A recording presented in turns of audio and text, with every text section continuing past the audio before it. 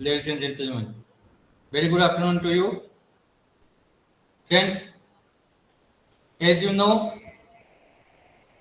entrepreneurship requires certain personality features, and one of them is achievement motivation. Achievement motivation is not only an individual personality feature, but it is the one of the core features of a developed society that regards achievement motivation as a prime factor behind entrepreneurship journey. To be an entrepreneur, you need to be a person with high degree of patience, a person having internal locus of control, a person who favors risk-taking behavior, and if you are not able to take risks, and if you don't honor your principle to take risks, then you can never be an entrepreneur. Because if you want yourself to be safe, want yourself to be secure, you will never like to be an entrepreneur. An entrepreneur is a person who wants to tackle problems head on with a certain degree of shrewdness, business clarity, and confidence. So, to be an achievement oriented person, you need certain personality factors, and if you don't have them, you need to inculcate over a period of time, either through training or through practice. But risk-taking behavior is one of the core features which propels you towards achievement motivation, and that is a prime factor behind your entrepreneurial journey. To discuss on these factors, today we have with us Dr. Sarada Prasad Sahu, who is a giant in this field. We welcome you, sir, and we are quite optimistic that your insights that you provide today to our participants will ignite their minds to make a journey towards entrepreneurship, and I believe that it will also contribute to inculcate in them the achievement motivation that is required for an entrepreneur. So we welcome you once again. I request my senior colleague Dr. Panigrahi sir to kindly deliver the welcome address and welcome our participants. Over to you, sir. Bogey, your microphone is on. Namaskar, sir. Thank you very much, Nanda sir. I welcome Dr. Sarada sir. No doubt. Panigrahi sir, there seems to be some technical snag. We are unable to hear you. Bogey, your microphone is No, on. no, sir. It is audible. It is audible. Am I audible, sir? Yeah, audible. Thank you, sir. Yes. So I welcome Dr. Sarada sir. No doubt he is one of the expert in this entrepreneurs field. So sir is vast experience. In this field. So I welcome you, sir, on behalf of Indira Gandhi National Open University, on behalf of our Vice Chancellor, on behalf of our Senior Director Dr. Manoj Das, and also on behalf of my colleagues and myself. So I welcome all the participants, my fellow learners. Definitely, we are conducting series of webinar for our participant. So out of this webinars, definitely our students get exposure, and now the government of India is raising the local for vocal and the innovation startup and entrepreneurship. So in that note, we are also planning to give exposure to our learners, how they can do some creativity kind of things, and how we can motivate our people and in our locality, and whatever the entrepreneurial skill with us, and how we can develop to enrich ourselves, to do some innovative kind of things, and the entrepreneurial aspect, how our management students, our economic students, and our commerce students, how they can achieve all these things. For that reason, we just want to give you exposure to all of you. So regional center Bhubaneswar is taking a leading role on this. I mean, the innovation kind of things. So we are just calling and we are organizing different series of lecture, and we are inviting the popular academician and different entrepreneurs so that you can get the exposure and you can do some kind of new kind of innovation kind of thing. So it will help you immensely. So RC Bhubaneswar is one of the oldest regional center in India, and we are offering more than 300 programs, and all that times we are ready to give the student support service to our learners. So based on that, we are planning, I mean, to have different kind of exposure to all of you. So sir is going to, I mean, discuss about sustainability, achievement, motivation in the entrepreneurial journey. ଏଥର ଜମା So if କରିଦେଲି anybody is interested to have a one ଟାରେ ଥିଲା ମୁଁ ଯେତେବେଳେ create this kind of environment in entrepreneurial sector, one so ରେ we ଥାଏ should last help you ଜାଣିଛି to get some kind of exposure.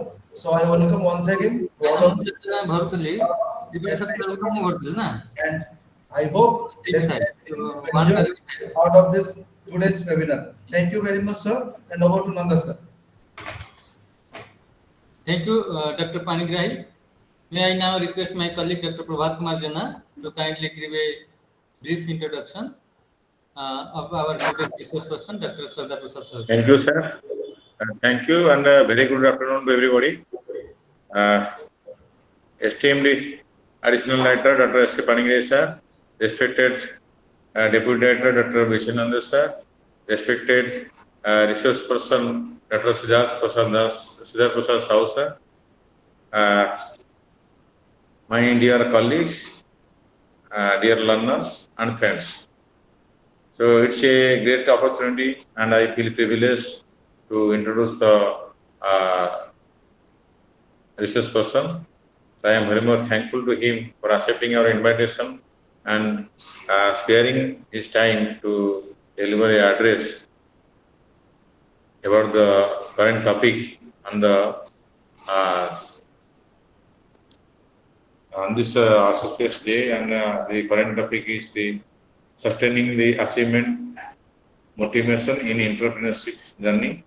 So it's a very good topic, and we are all keen to this. We are all keen to listen something from him, so that more and more learners, they will be getting encouraged from his speech. So it's a very good opportunity for all of us to listen to his address. So before listening his address, let me briefly introduce him. Dr. Sardar Prasad Sahu is currently serving as Assistant Professor in the Department of Business Administration, Barampur University, with an enriched 16 years of PG teaching and research experience. Dr. Sahu has also served Calicut University, Barampur, and Intro Science Institute of Management and Technology, Bhubaneswar. Dr. Sahu has obtained his BSc Physics from Salipur College, MBA and PhD from Bagramon University with a UGC JRF. He has presented papers in 22 national and 12 international conferences. He has published papers and book chapters in Scopus Index journals, and also he has been involved himself in many book series. Dr. Sahu has been a research person in the 12 faculty development programs in the area of research methodology, academic publishing, and national education policy. Dr. Sahu delivered more than 50 public lectures in diverse forums, including school seminars, annual functions, induction programs, university level events, etc. He is the recipient of Seba Hai Seba Gold Medal Award from FM University for his outstanding elocution in the year 2008. Dr. Sahu has been an experienced person in the field of academic administration. He has assumed responsibility including assistant controller of examination at Calicut University, development officer of Varanasi University, and currently functions as the Secretary, Sports Council of Varanasi University. He is also an active member of PM USHA Committee of Varanasi University, and he is a life member of the Indian Management Association, the Indian Society of Training and Development, where he was the chapter secretary from 2022 to 24. He has completed an ICSSR Impress project on financial inclusion and literacy during 2020-21. Currently, he is pursuing research interests including boundaryless career management, psychological well-being, and employee retention. So we are happy that we will be listening something from him, and it's a very good topic that he is pursuing his research interest, and the research interest includes boundaryless career management. It's a very good idea. Boundaryless career management, career management, and psychological well-being, because nowadays psychological well-being is highly necessary. So I think it's a burning topic. So no doubt we all are very fortunate to receive to him, and we are eager to listen something from him.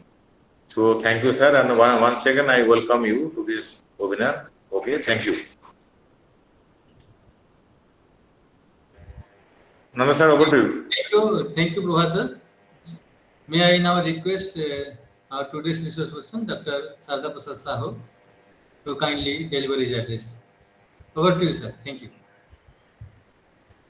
Good afternoon, all the revered members of the organizing team of this afternoon webinar.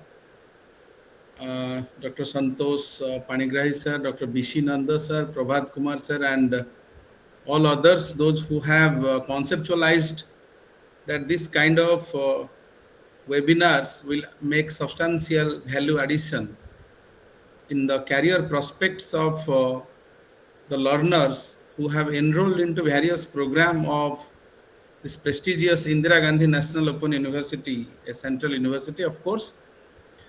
This kind of conceptualization of webinars, particularly in the areas of entrepreneurship, creativity, in the area of startup innovation, incubation, this is of very recent origin in a country like India. Because if we look at the national differences between the nations like India, United States, European economies, and also China, Russia, we will find an interesting difference. That is, a famous management researcher, Geert Hofstede, made a research on this national differences and how it affects the entrepreneurial orientation of people. So he ventured into a project called GLOBE project, GLOBE. And in the GLOBE project, he had found that some of the important variables like power distance, uncertainty avoidance, collectivism versus individualism. This is very, very interesting variable that has surfaced through the research made by Geert Hofstede. And we have to take note of it, that in a country like India, where the uncertainty avoidance dimension is very, very low among people. But in other countries, uncertainty avoidance dimension is very, very high. Sorry, in India, uncertainty avoidance is very high. That means we try to avoid uncertainty. But in other economies, uncertainty avoidance is low. That means people are willing to face uncertainty. So, entrepreneurial journey or entrepreneurship at the level of policy, at the level of government, is to solve the employment crisis of the country, enhancing the gross domestic product, increasing the national income, and ensuring opportunities for a great deal of people. But when it comes to individual, the individual looks at the trade-off between risk and return. So what we need is a policy reform, how we can create an ecosystem where many young graduates, postgraduates coming from institutions, they will have their own venture, they will have their own organization, have their own venture where not only a possibility of employment will be generated, but also we think of a sustainable future for the country. Because how long we can sustain with the pressure of unemployment when we see the population growth in India is increasing, and particularly we see that number of job seekers or number of Indian youth entering into the job market, or we can say in economic term we call labor market, gradually their number or representation in the labor market is increasing. So if we do not address the employment issue, then certainly it will become a threat to the national security also.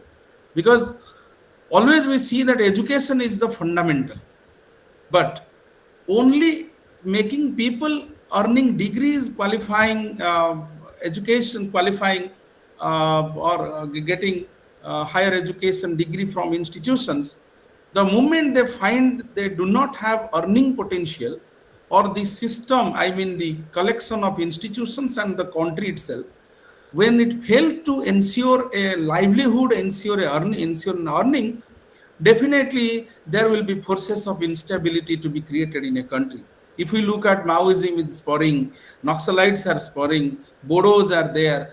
Apart from any other factor affecting the upsurge of such kind of instability forces, one of the primary forces is also that unemployment crisis. So we find people getting motivated by some radical ideology because of absence of proper ecosystem that ensures their employment, they enter into such kind of organizations and it becomes a national security issue. So from our colonial past to the present, our government have always tried for the 4 E's of education. What is the foundational pillar of any economy? The 4 E's of education starts with first E, that is all about we call expansion. Because of higher level of expansion from 1947 till 2025, if we see, number of IITs, NITs, universities, central universities, state universities, deemed to be universities have increased. And more to that, if we look at expansion of open universities, like IGNU started early 1980s, I think 1985. Subsequently, we have also seen a number of, you can keep it here. So number of organizations, number of such open and distance learning culture have also started in this country, because we know we have to address the demographic, because we know we have to address to this demographic reality of the country. And we try to expand our educational base, and when we look at expansion in all directions, standalone institutions have also increased in this country. But again, we saw that rising number of institutions are not going to suffice the need of jobs, the need of the career requirements of the Indian youth. So what we need is second E that we have to focus is we have to establish equity among them. So expansion, equity means building parity among different group of people.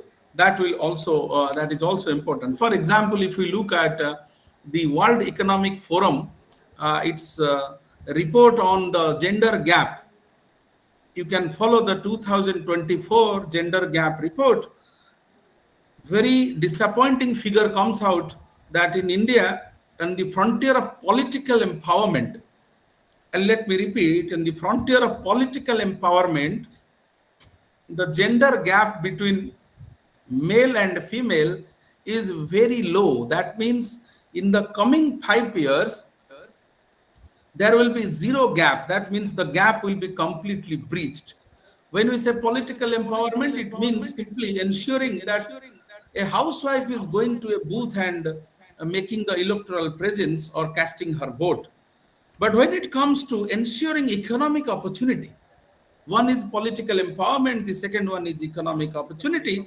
When you look at economic opportunity in India, out of 100 women working, 100 men working in various organized and unorganized sector, we hardly find 19 women.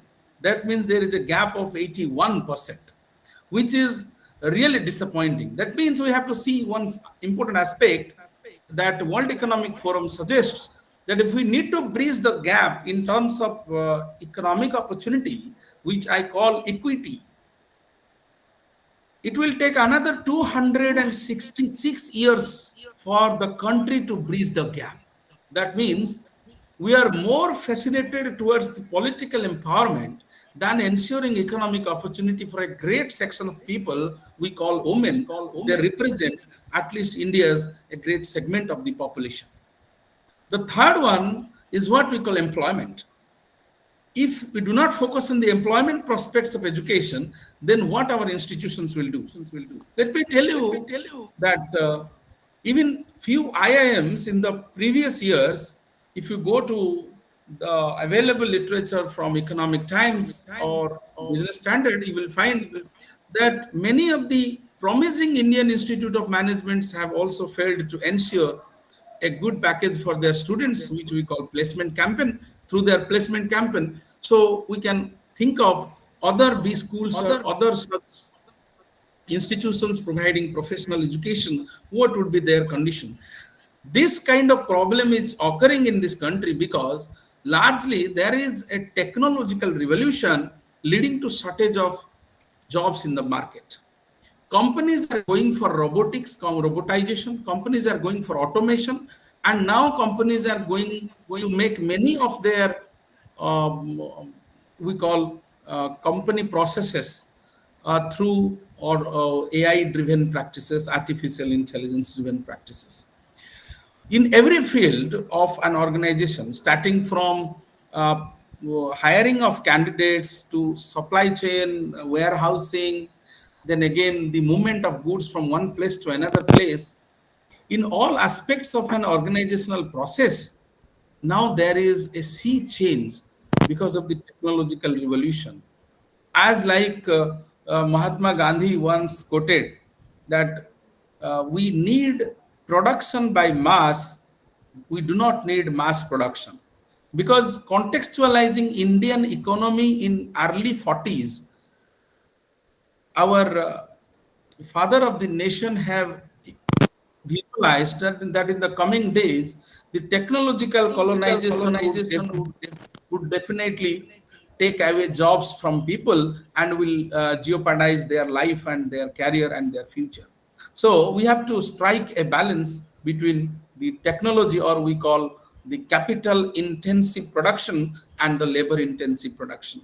So the third one is employment, which is also an important dimension of the 4 E's, that when we look at entrepreneurship, we should also look at taking the advantage of technology, which I will definitely speak after a few minutes. And the last one we call excellence, the 4 E's of education. We call excellence in education. Excellence in education, of course, a day before we had got NIRF ranking, National Institution of Ranking Framework, and then we also have National Assessment and Accreditation Council, we call NAC. Many engineering colleges, they have NBA, National Board of Accreditation, and there are also other such kind of few institutions are also going for international accreditations, apart from like ASBA and all. Apart from that, there are also different kinds of recognition of institutions, we call ratings that institutions get, like Quacquarelli Simons rating, Times Higher Education rating. Similar, many business standard also make ratings of B schools, of other professional institutions. Therefore, we are trying to bring excellence because we are now thinking of act local and think global, what we call globalization. So we are no more in the era of globalization, like Dr. Panigrahi was mentioning about think global and act local, which we call vocal. But in fact, in today's 21st century, no country, possibly no community or no organization, or you can say no civilization, can make itself absolutely isolated from its external world, or we call from its international environment. Definitely there will be impact, there will be influence, there will be a substantial spiraling effect of what is happening in our neighboring countries and what is happening in various global capital centers of the world. You call United States, you call UK, you call Australia, you call some other of the, even China, the production giant. We call even Taiwan, being a small country, is also one of the GCC global capital centers. Now, what is happening there will have a tremendous spiraling effect, or we call cascading effect, on the Indian economy too. Therefore, we cannot escape from subjecting ourselves to an international environment. So, in this juncture of time, what can safeguard the career security of individuals? Because when it comes to entrepreneurship, I believe there is always a difference between a job and a career. Because a job is something that you invest your skill in a particular organization, you invest your energy, intellectual, physical, psychological, and spiritual energy in an organization, and in return, you get remuneration, you call salary, you call wages. That's a job. But what's a career is all about, a set of activities that you perform in your life, and you gradually move up in the career ladder. So job and career, that are two different connotation. So job security is different from career security. Job security is provided by the organization, but career security is provided by the person, by the individual. So here, the 40 or 39 people currently in this meeting, I must request all of you that find out the skill set available with you. Even we teachers are also continuously assessing ourselves that will we remain relevant after 10 years? What is the level of risk associated with the career of teaching, research, and academics in the coming 20 years because of the rise of digital technologies, particularly the rise of Internet of Things and the YouTube kind of platform? Now it's really a challenge for even faculty members to ensure that they have career security in the future ahead. So, what skill set, acumen, key attributes of an individual? You can say communication is an attribute. Similarly, software attributes. Similarly, you can also have other such kind of attributes that a person is having, so that a person can sustain at least a 30 years ahead career in his life. Because just like the Android versions, KitKat, Jellybean, and much before there were the preliminary or the rudimentary Android versions.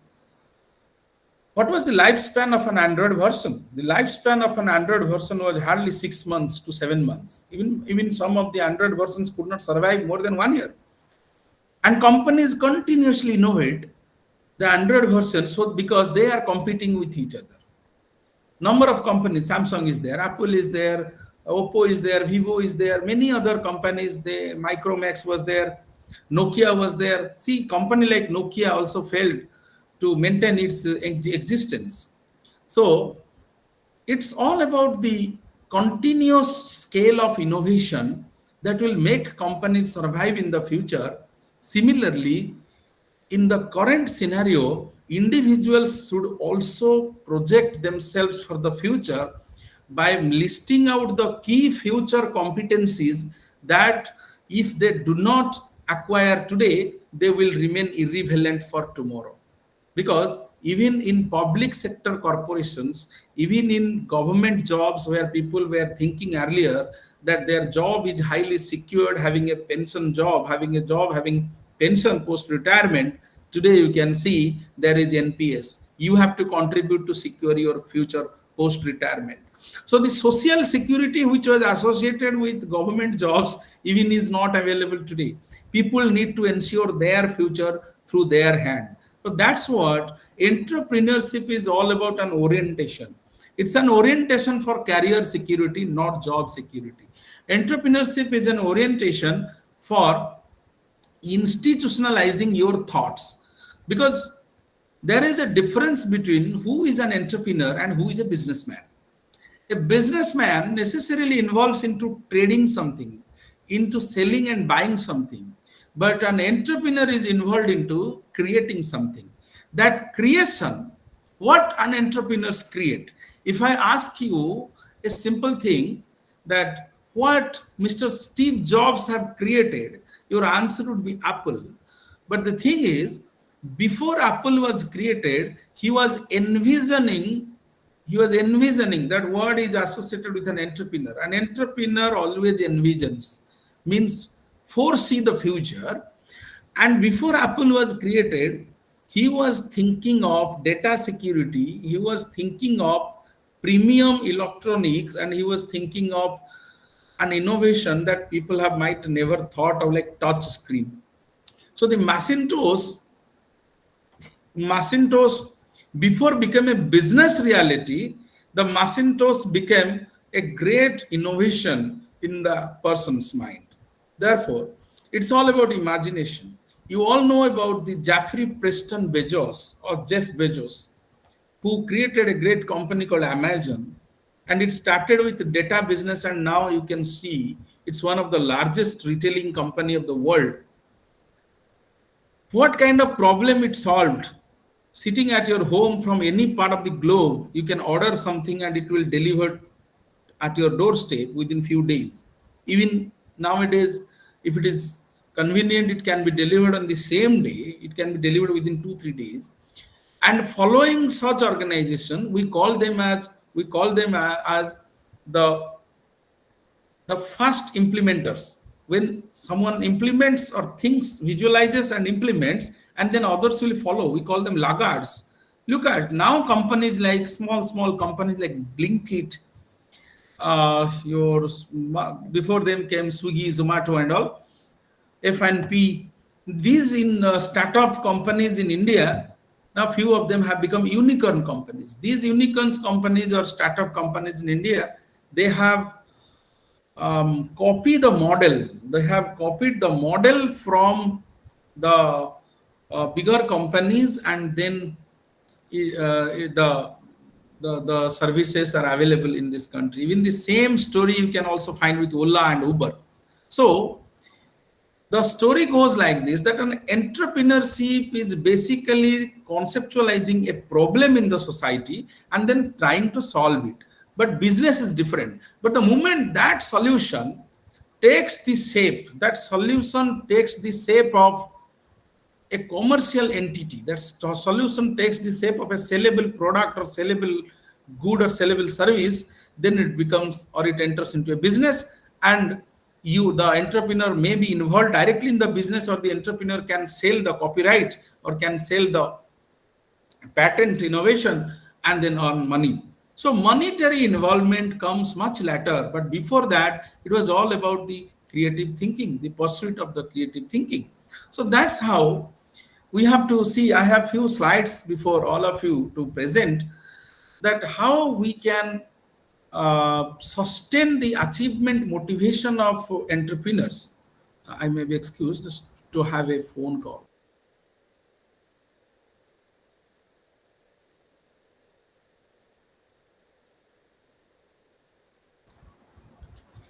Hence, because I was motivated quite to discuss it, I discuss it with my students, and in different seminars I have also shared this fact that the Cafe Coffee Day, a company many of you might be knowing. I think the number is gradually declining. It was earlier 39 was the highest point, and then now it is 31. I think many of the participants are leaving and joining frequently. So let me take some questions from the participants. Is there any specific expectation to learn from me? Because I am speaking from this end, so I may not be able to assess what exactly you expect. So is there any particular question? Please ask. Let us make it interactive. Is there any specific question from the participants? You want a specific direction of this discussion? Because I have my own set agenda, but still, if you need to know something, then let me answer. Sir, please proceed, please. Okay, no worries. Thank you, thank you. Because sometimes what happens in online, the session gets one-sided. Like you are not able to know what others are doing, and you keep on speaking and keep on speaking. So sometimes it is difficult to track the psychological connectivity between the speaker and the listeners. However, so there was a company called Cafe Coffee Day, which was formed by Mr. S. Siddharth, who happens to be the son-in-law of former Karnataka Chief Minister. So all of you know what happened with that company. The company encountered huge debt, and then the founder, Mr. Siddharth, was not in a position to pay back all the debts the company has taken from different organizations. And then under severe or acute debt pressure, Mr. Siddharth committed suicide. But in this suicidal note, all of us should take immense lesson from that suicidal note, what he has left for the Indians and for the academicians, for the students, for the entrepreneurs, those who are already in the journey and those who want to be. In the suicidal note, which was made public after a few days by the police, because he was also a public figure, he had established the Cafe Coffee Day company, and the Cafe Coffee Day had also earned a very good popularity, great reputation, but he could not sustain that motivation to continue with it, and then he lost his life. The concern is a person with a lot of ethical values, when enters into creating an organization, definitely there will be pressure. There will be pressure from multiple sides. There will be pressure from the government, regulatory pressure. There will be pressure from the customers, pressure for cost and pressure for quality. There will be pressure from competitors. The competitors will offer a competitive pricing, a competitive cost, competitive delivery services, competitive after sale. So a strategic level, maintaining the spirit of countering the competitive pressure for any entrepreneur is always a big challenge. There also will be pressure from other groups, like manufacturing also gets pressure from environmental activists. Hello, So you will find pressure from, yes, please. sir. Which class is going on? I just found a link and joined. I don't know what is the class going on. Class, you are already in the class, I think. नहीं ये क्या कौन सी class चल रहा है? ये link है, मैंने क्लिक कर दिया तो पता नहीं क्या है चल रहा है. This is a special session on this achievement motivation for entrepreneurs. Student, try to listen what sir is telling. This is a webinar. You should go through the bell when you are coming and joining the webinar. Don't disturb in between. Sir, continue, sir. Continue, sir. Okay, thank you. So from that particular story of Mr. Siddharth, not able to resist different pressures from different quarters, then I thought entrepreneurial motivation is important to learn. And again, in organizational behavior, when we study, we also have a David McClelland's three-need theory, and there is an achievement motivation. Motivation for achievement. need for achievement. Now, McClelland's conceptualization, need for achievement, is all about when we see there is opportunity in the market, we always try to link that how my aspirations can be met through these kind of ongoing opportunities. Now, rationalizing somebody's ideology, somebody's thought, we have to be alert, remain alert that what is there in the market or happening around us and how can I catch the trend so that some innovation can take place. And when I am entering into this journey, we always say entrepreneurship is more about journey, less about destination. Because destination will definitely attract you, but the pain or the suffering associated with the journey is very difficult. When you start an organization, you do not know who will come to share with you in the journey. Your employees, your partners, your funding partners. Then certainly there are salespeople. There are people associated for ensuring that right people are there through HR activities, and then a small group becomes a big group, and a big group becomes a much bigger group, and then the organization expands. But this is a journey. It never ends. It always in the path of expansion. Any organization you look at. But when you start initially, there will be tremendous pressure. You cannot say that the today's Microsoft, when started by that person, it was a big size company the way it is today. The Bill Gates, when started Microsoft, only had the idea of solving this tech problem of people, and now at every nook and corner of the globe you will find Microsoft products. So it is a very gradual and incremental process. Entrepreneurship is very gradual and very incremental process. How we withstand different kinds of stress associated with entrepreneurship is all about not ignoring, rather forcing, and then finding out the timeline how to overcome it. So in a similar vein, you will find that people like Peter Drucker, who was a great researcher in the field of innovation and entrepreneurship, he had given an idea of creative imitation. That many a time, entrepreneurship is not only about creation. Someone created Microsoft, someone created Apple, someone created something, but not necessarily that we can create the same thing at the same scale. But certainly, we can make a replica of the existing business models, and we can also start. That way, it is also possible. Therefore, he calls it as creative imitation. So, let me share with you some of the important points related to the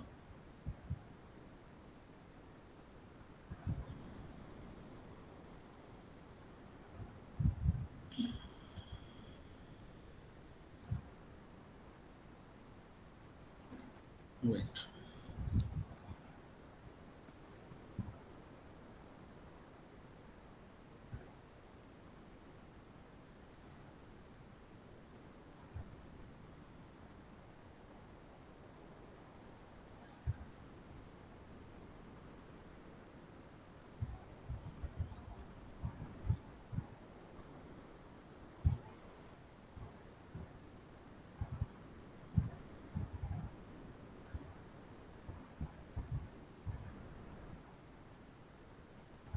Is the screen visible, all of you? Yes, sir, visible. Yes, thank you. Yes.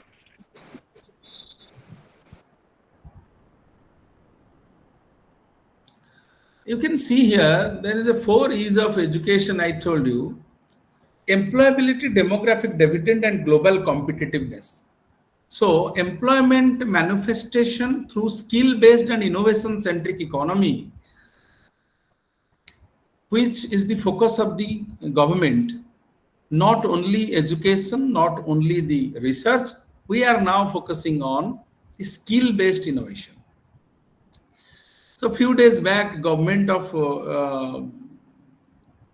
India have also included the career counseling as well as the skill development aspects and their funding to institutions to look after these aspects particularly in the Pradhan Mantri your Uchattar Shiksha Abhiyan PM USA, and where I work, Barampur University is a PM USA university, or we call Meru University, Multidisciplinary Education and Research University. And in the Meru concern, the government is now promoting, particularly one is startup and innovation. For that head, they are making huge funding up to rupees 50 lakhs. Startup and innovation, career counseling of students, as well as the skill development. Now, in the skill development, again, they are concentrating particularly on technological skill development, behavioral, as well as the soft skill development. So behavioral and soft skill development are part of the story, but they are basically focusing on the technological skill development. So unless we make our people technologically sound in the coming days ahead, the demographic dividend which we want to harness, that won't be possible. So Geet Hofstede's research I have already discussed. Now we are looking for India's trade culture, indigenous knowledge and human capital.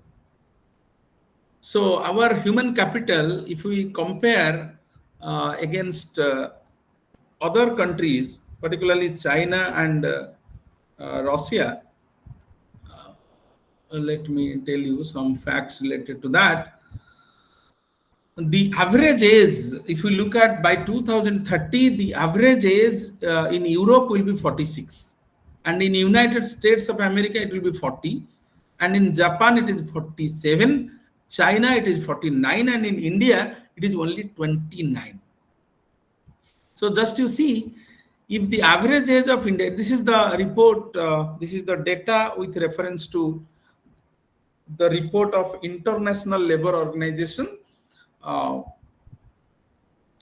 This is UNO ILO data.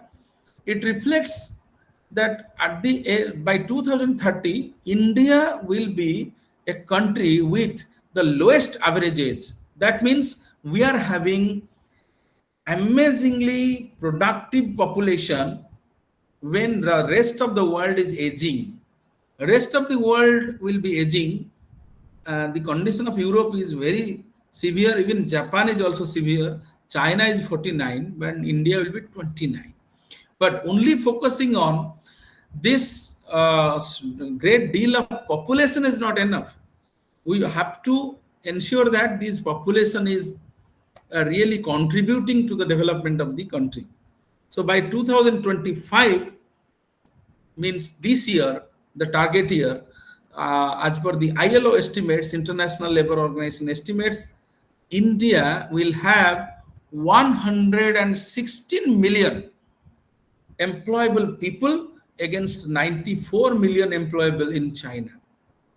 That means in terms of the employable people, India exceeds China, but providing them the right employment opportunity only does not lie with the government. It also lies with many other people.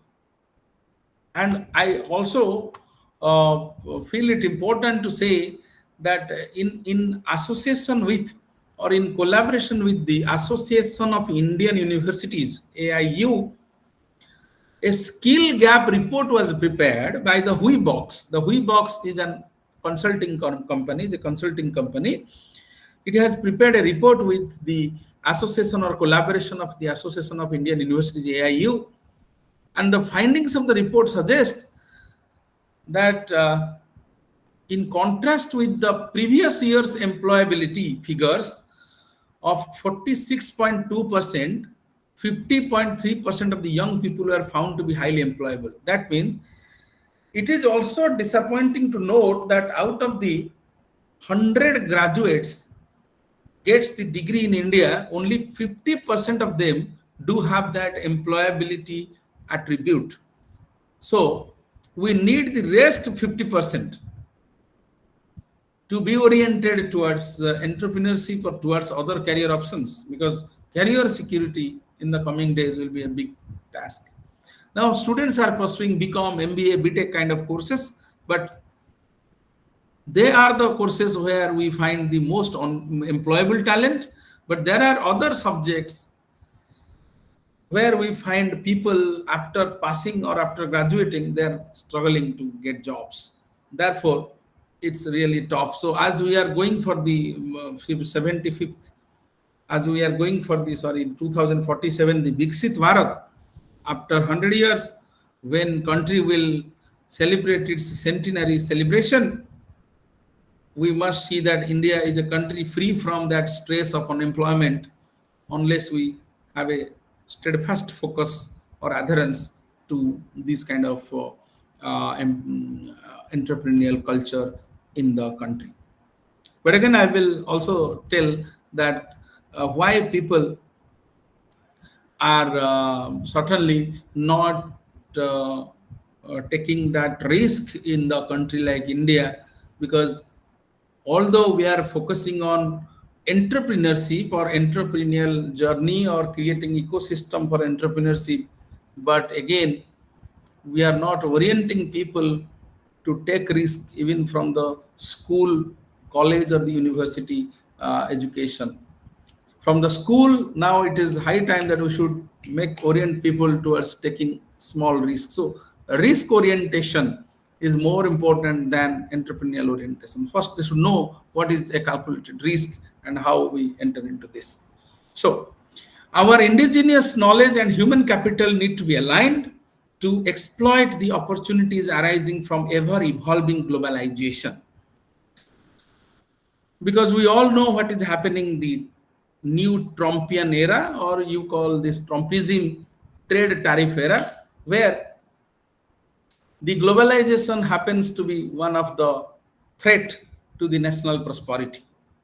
Discovering the creative spark among the youth and enabling every creative pursuit into a prudent possibility for socio-economic value creation requires a convergence of ideas and an ecosystem. That convergence of idea and ecosystem is essential requirement for entrepreneurial motivation. A person is having an idea, requires money. Money is available, but the process of sanctioning the amount, the process of monitoring, review, and then making the person to step into the journey, it takes a lot of time. And we see in the process an average person without having adequate capital invested in the company, or without having that tolerance for gestation period. There is a concept called tolerance for the gestation period, where we see that the moment you think of the company and then you conceptualize a product or a service, then you start selling, and the moment you reach at a break-even point, till that, then there is a profit landscape. Till that, you need to handle that financial burden or pressure. For that, banks are there, different funding agencies are there. You can also raise funds from different we call seed funding agencies, or venture capitalists are there. But how convenient it is, because if we look at the age of doing business in India, India is even not in the top 10 category. Age of doing business. But inside the India, if we look at inside the India, when India is making its age of doing business for different states, Telangana sometimes comes and tops the list. Is a small country, is a small state created recently. Other states, they have their own bureaucratic bottlenecks, and that bureaucratic bottlenecks, without having single window clearance facility, you will find a person wants to invest 1,000 crore and is moving from post to pillars and running behind a revenue inspector to get a clearance. That kind of we call red tapeism in our economy. That red tapeism or the bureaucratic bottlenecking, or you can also say that the policy paralysis many a time, with the objective with which a policy is framed and when it is implemented on the ground, you will find there is a huge difference. So this is also affecting the motivation of entrepreneurs. Like we have nowadays, government of Odisha has announced a competition among the graduates or college going graduates and the university students about the idea generation competition. But we find the participation in the competition is not impressive. It is highly disappointing. But the government has made a provision that to give 5 lakh rupees to the best idea so that somebody will pursue a business or somebody will pursue. This is not refundable. This is the person will not return it to the government. This is simply 5 lakh financial assistance. It's not a loan. Now, this is the government is proactive of screening or scrutinizing idea at the ground level. But the problem is at the institution level, idea generation technique is not being taught or is not being trained. So how an idea can be generated? Let me give you a small example of an idea generation. If you go to hospitals, you will find many ideas. If you go to banks, you will find many ideas. If you go to a university, you will find many ideas. But how this idea will come when we think out of box. That out of box thinking we call creative thinking. That creative thinking is not being taught or is not there in the syllabus. What is a creative thinking? Finding out a problem in the existing system is a creative thinking so far as entrepreneurship is concerned. We have thought merely computerization of banks or computerization of financial institutions will increase their efficiency. Now computerization was made, now came internet. Now there is linking of branches, core banking, truncation system, everything implemented. Still, the problem is now banks are now focusing on what? Not focusing on core banking. Now they are given target to focus on insurance, to focus on other value-added services. There the opportunity comes for any person or any individual. I don't think 30 years ago there was any kiosk banking system. But now there is a kiosk banking system. And the kiosk banking system is only due to the rise of banking technologies. It has made impulse, it has made a great push to the banking system that you have to generate higher revenue through other services. So bank assurance came. Then now banks are also into general insurance, they're into life insurance, they're into selling demat accounts, they're into many other products apart from the products like earlier conventional products like recurring deposits, fixed deposits, say selling loans. Now they are selling these kind of services. They are under tremendous pressure, but public is getting opportunity there. So any person can also go for a kiosk banking activity, becoming a partner and can earn money. So similarly, we can see that there are opportunities. Everywhere there is opportunity, we have to think out of box. Look, Google Play Store, in a particular year, there is more than 10,000 new addition of we call its mobile applications. This platform-based economy or application-based economy has created opportunity for the Indian youth to have enormous income opportunity. Now, any person is going digital. Any person is creating content and going digital. Instagram has become an income opportunity platform. YouTube has become an income opportunity platform. You can also go through the YPP program, we call YouTube Partner Program.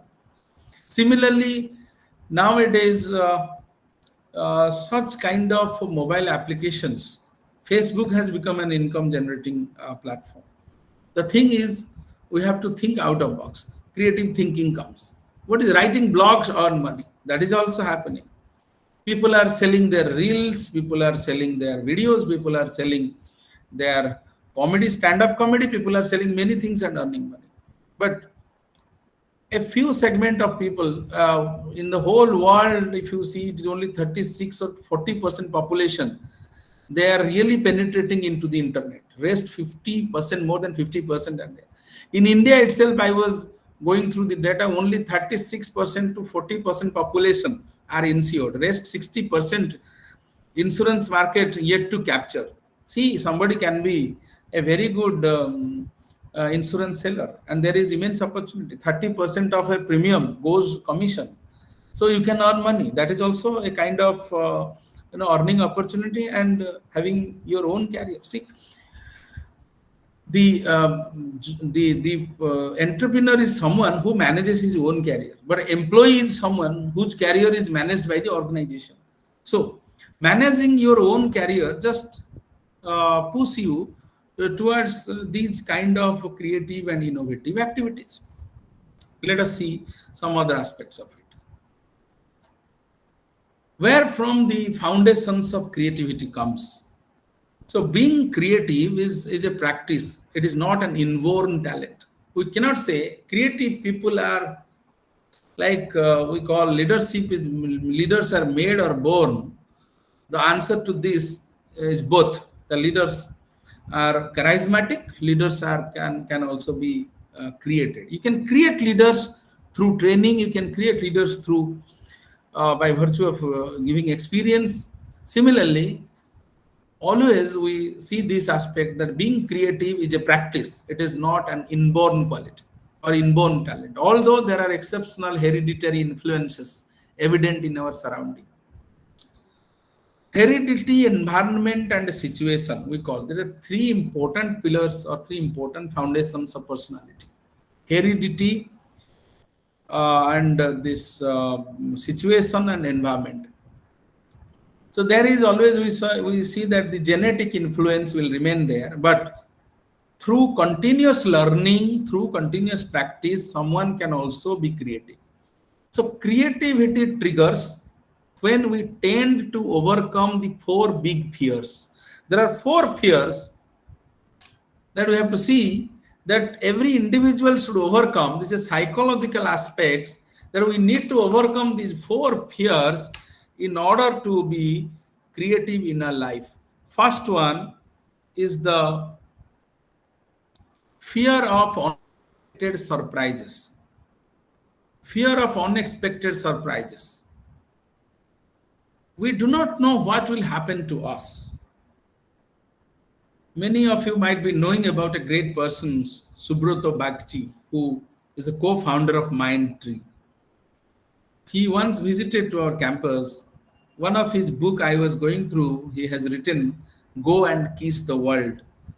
We do not know that what kind of uncertainties are awaiting us. But it doesn't mean that because there is uncertainty, we will not plan for the future. We will not step into it. We always believe that if we are positive and enthusiastic, about life, unexpected sources of help may come from unpredictable quarters. So, fear of unexpected surprises means you are taking a loan to have an organization. COVID suddenly erupted. COVID came. Many business organizations, they negotiated with the bank so far the interest is concerned. RBI also helped in this regard. Similarly, you have procured materials and suddenly the production stops because of natural reasons, because of natural calamities, because of policy issues, because of land acquisition issues, because of many other issues. If we keep on counting the unexpected surprises or the unanticipated future, then certainly we cannot step into. So first, here we have to chalk out what are the possible future uncertainties and how I will overcome it. What we call creating a possibility map for the entrepreneur. For any individual too. Somebody is preparing for civil services. What will happen if he fails in the fourth attempt? Somebody is preparing for combined defense services. What will happen if he experiences or if he gain some kind of disability. Somebody is preparing for something. Anything may happen. But if we are not properly made a forecasting of the future uncertainties, then we will fail. It is always said, taking risk is not good, but taking a calculated risk is always good. Therefore, we need to first make proper calculation, or we call estimation, or of the uncertainties associated with the business venture. Not only with the business venture, uncertainties associated with the idea that a person is having, because the idea we have may not be relevant after some years. So what is that renewal of idea? How we will renew that idea? That is again a big challenge. Just think, few companies made huge money by selling FM radios, and now the mobile is having FM radio feature. Many companies, they are still struggling to establish their analog watch brands. But companies are selling watches, Boat, Noise, these companies, they are selling digital watches because that is the trend. So some of the innovations may not continue for the all time to come.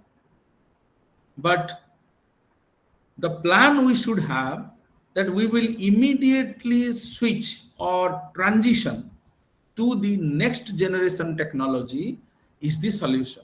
Therefore, anticipate what will be the future. You see the Yahoo Mail today, everyone is having a Gmail. The Yahoo Mail nobody is using, but there was a time when Yahoo Mail was having the highest, we call, the market share. But it was not innovating, it was not giving new feature. Then people gradually switched from Yahoo to Google, and then now people are having, everyone is having a Gmail account because of the service diversity the company has adopted. So we call, innovate or perish. There was a time it was said produce or perish. Now performance depends on innovation. We have to innovate. Second one is a fear of judgment. This is obvious. Fear of judgment. Look at the career of Harsha Bhogle. All of you know Harsha Bhogle is a famous cricket commentator. Harsha Bhogle, who has studied from IIT Delhi, I think, then IIM Ahmedabad, and then becoming a cricket broadcaster. No one would ever imagine a career of cricket broadcasting after a degree from IIM Ahmedabad. But this person pursued his passion. Therefore, we say, never get that others' judgment into your emotions. We call, we should also not judge others. Many of the entrepreneurs, particularly those who are thinking, particularly school-going children, college days, graduates and university students, I find them having good ideas, but they think that this will not get social acceptance. It's not about social acceptance. Just to think, Anupam Mittal, what is doing? Bharat Matrimony. So, we never thought that in a country like India, which is very culturally sensitive, arrange marriage, and then people got liberty and autonomy and freedom to choose their own life partner, to choose their own life partner would be facilitated through a very big business organization. And now it's a multi-billion-dollar business. So it's all about your clarity of thought, ignoring judgment by others. Log kya kahenge, koi kya kahega. This has no meaning in our life. Then the third one is the fear of the first step. Fear of the first step, the moment I step into, I see there may be loss. You'll be surprised to know when people create a Demat account in Zerodha or in Grow or in some other discounted trading platform, you will find it writes the moment you are trying for a future and options trading, it clearly makes a disclaimer that 90% of the traders in F&O segment make losses. But still people have that motivation to do business, and many are there in this country. They have made money out of the future and options segment. There are examples. So the moment we make a first step into share trading, or maybe the first step to my business, then what will happen?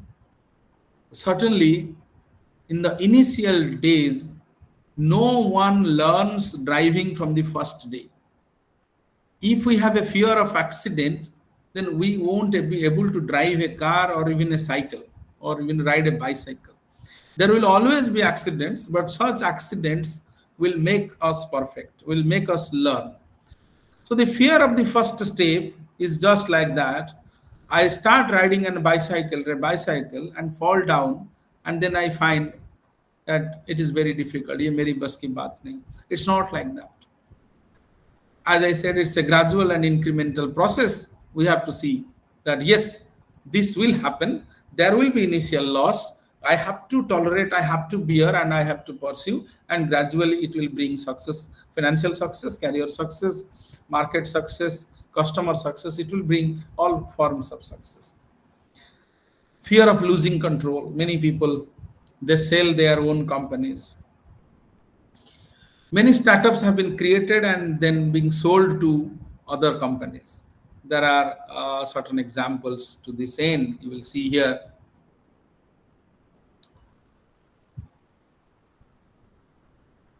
Let me tell you here. These are the. See, there is a company called Flutura acquired by Accenture. It's a small company. Accenture is a big company. It was a startup and it was acquired. Trust Checker acquired by Truecaller. All of you are using Truecaller in your mobile phone, and Truecaller screen your phone calls and then certainly blocks the spams. So it helps people to be victim of the spam phone calls, and then such kind of similar organization was created. We call it Trust Checker, and the Trust Checker was acquired by Truecaller. There is another company called Rephrase.ai. It was acquired by Adobe. Adobe, is a very big company, and then it was acquired by Rephrase. So many companies, we call it's fear of losing the control. Many companies, they think that uh, if I continue with the organization, there is a possibility I may lose the control. So even many people, they sell their startups to bigger companies at a higher valuation. But this is not a solution. This is not true entrepreneurial spirit. The true entrepreneurial spirit is you need to continue with your organization, waiting for a great future. Next comes, is look at this, the three components of creativity. There are three components of creativity. First component is creative thinking skill. Means how creative thinking skills determine flexibly and imaginatively people approach to problems. Do their solutions upend the status quo, or do they preserve through dry cells? Now this one is a creative thinking skill, is all about experimentation. People become creative when they experiment with their ideas continuously. The second one is called expertise. Expertise is knowledge, technical, procedural, and intellectual knowledge. Any entrepreneur must imbibe or must acquire the expertise, particularly. Without expertise, an entrepreneurial success is not possible. Somebody wants to enter into civil construction segment, must develop expertise on the construction issues, must develop expertise on the procedural part, how to get the clearance from the government, land clearance, water clearance, and energy clearance, everything. Similarly, the third dimension is motivation. Means whatever may be the situation, I will definitely continue in this journey. So the The creativity is nothing but the zone of intersection of these three areas, we call expertise, creative thinking, and then motivation. The zone of intersection is called creativity. See, there are few practices that will boost creativity. First one, any person who has creativity, he feels that I need to have an entrepreneurial life, must focus on resources, financial resources, physical resources, information resources, then human resources, all four types of resources. Then must have freedom, seek freedom, because the moment we work for a company, then the first challenge is finding out freedom. Both freedom in terms of freedom of uh, thinking and also freedom of mobility, both way. Then comes challenge. We seek the person must seek challenge. Work group features. The team of people, the team who starts the organization, always remain proactive, trust with each other, then move ahead. Then supervisory encouragement, we call proper mentoring, and then organizational support. This organizational support is for the people who are problem solvers in different organizations. They should get socio-emotional and even financial support, so that they continue to remain creative in their journey. So this is how the entrepreneurship is all about. The we call is a combination of your expertise, then your motivation, and then the third dimension is how you are looking at the things with your continuously, we call creative thinking. Without all these things, it is very difficult to succeed in motivational in an entrepreneurial journey. From our department, I can give a beautiful example. The department where I work, we had an alumni from 1996 to 1998. His name is Professor Tumbeshwar Rao, Unna Tumbeshwar Rao. The name not so familiar with all of you, but you can check in Google. He is currently working with MICA. MICA is Mudra Institute of Communication, Ahmedabad, which is a very premier organization for marketing communication. He is a professor there, and a person hailing from a very economically downtrodden background, then studying from an average management institution, then moving to different countries of the world. He had taught at Cambridge, he had taught at Oxford, he has taught at many other institutions. Then he had also created two movies. He has produced two movies, and he had earned good amount of money for his own life and for career. Few days back, an interview came in Argus News, and he was the person.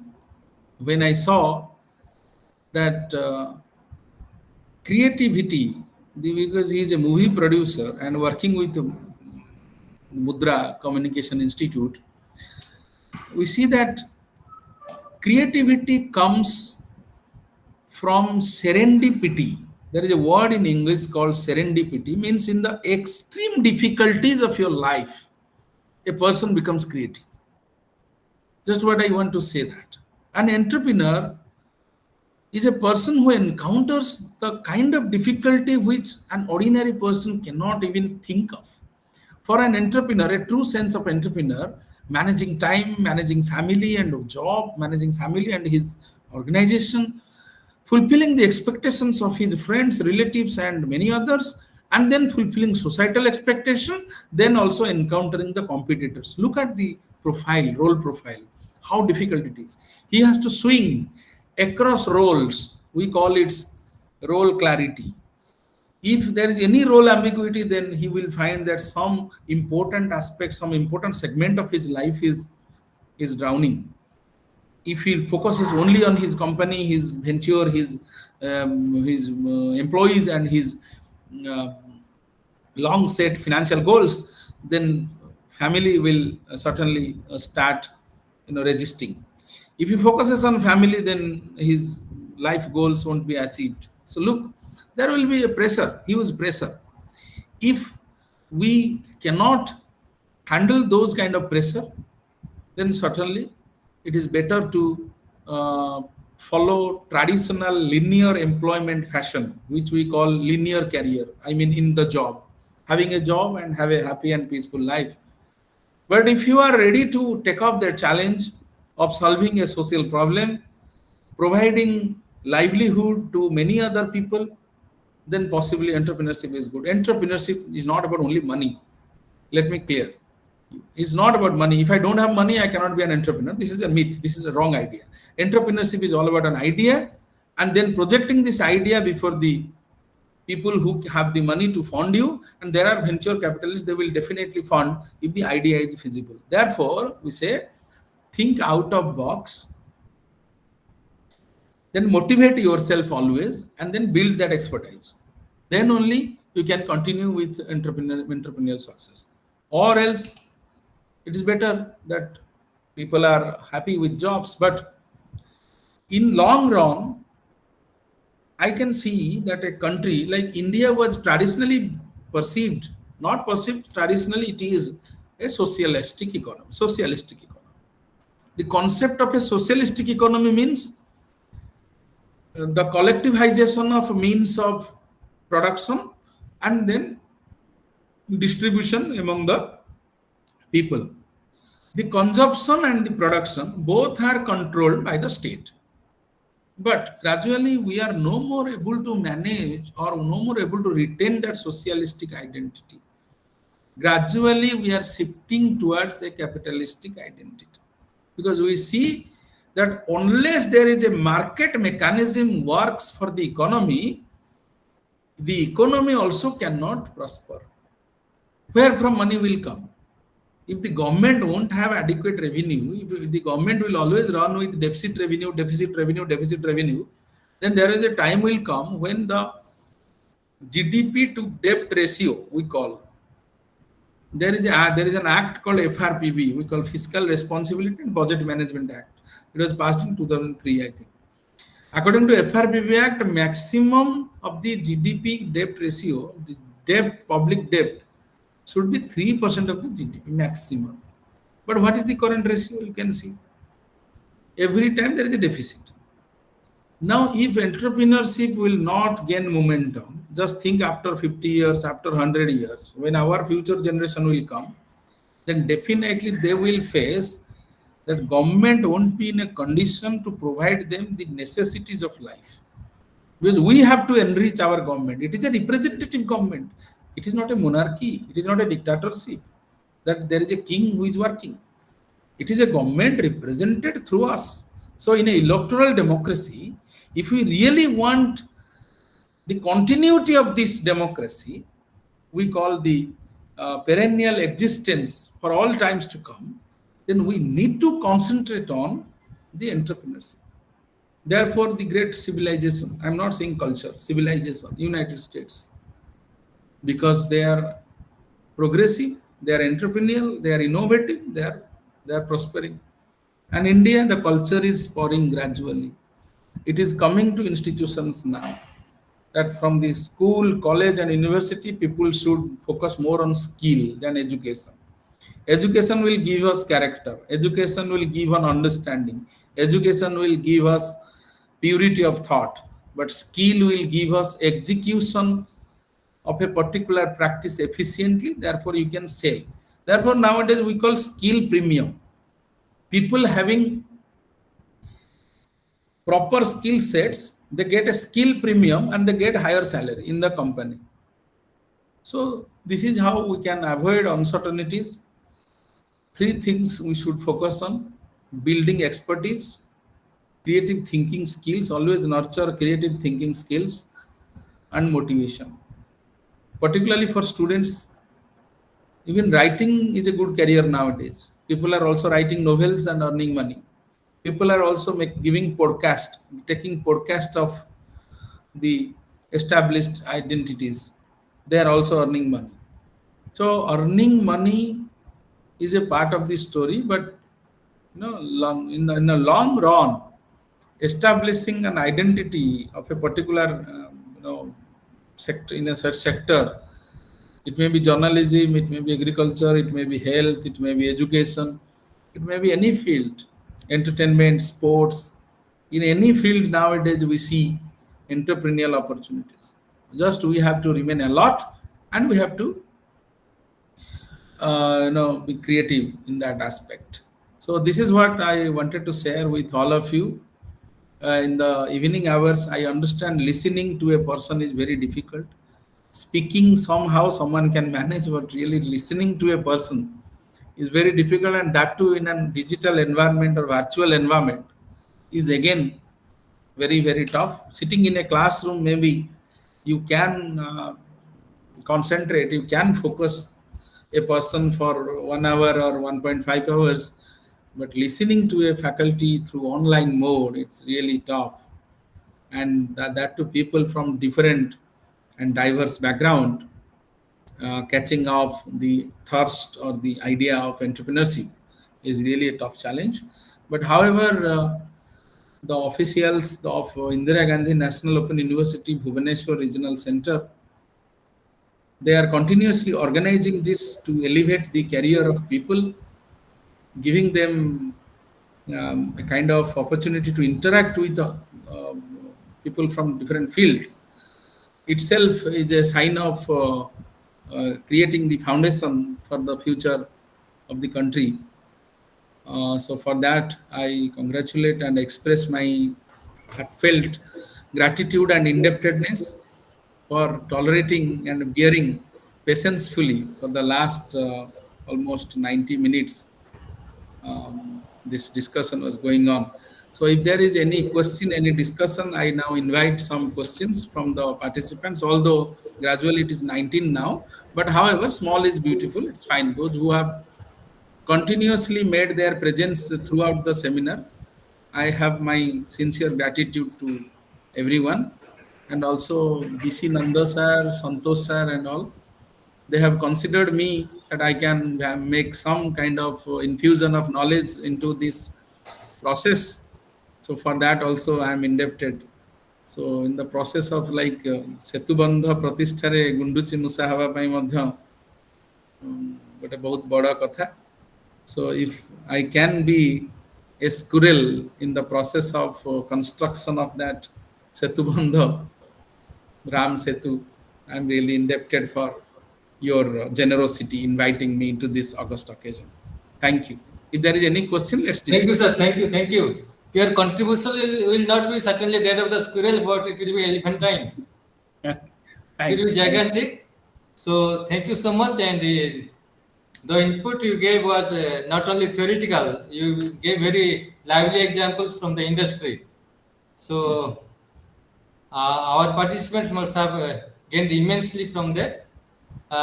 If there are 2 or 3 queries, we will be glad to accept. Any of the participants, please, you have any query?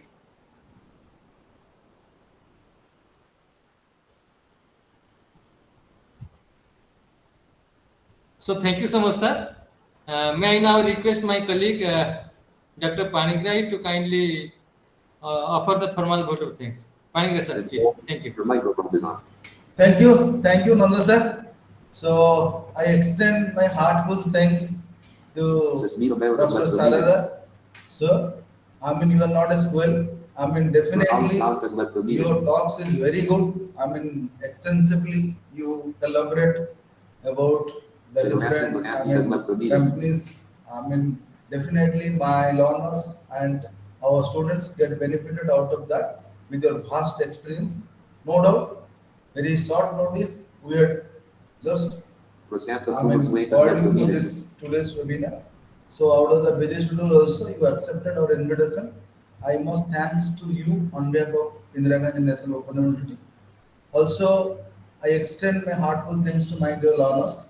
So, learners, this is for you. So, we are organizing this webinar just to give exposure to this world and about the entrepreneur, startup, innovation, and whatever the new kind of innovation we want to do.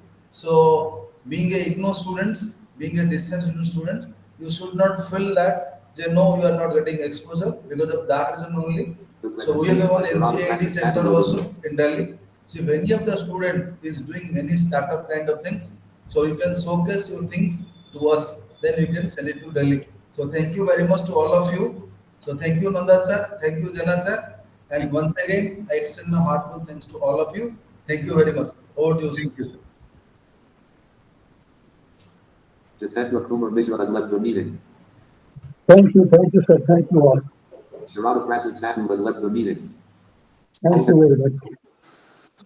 Okay, thank you.